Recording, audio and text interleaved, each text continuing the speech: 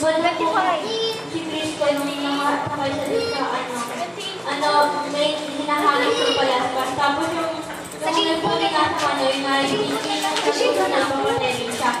Tapos sabi niya, yung tinapay niya walang liban wala. Katawan ni Cristo na Cristo, yun ay purong salita ng Diyos. Sabi niya, yung dugo, simbolo nga sa dugo ni Cristo.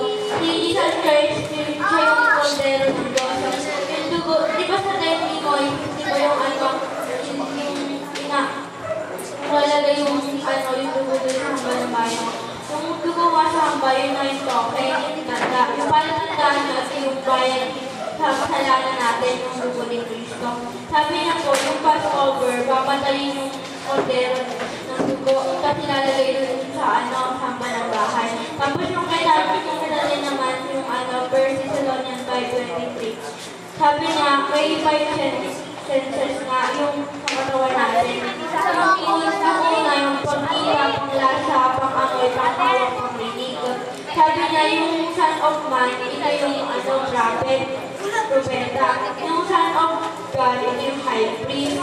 Yung Son of David, ito yung king. The Son of Man, yung sa John 6:14. Tapos yung Son of God sa Matthew 14:33. Sa Son of David naman, ito yung Luke 1:32-33 lang. Alas 7 na.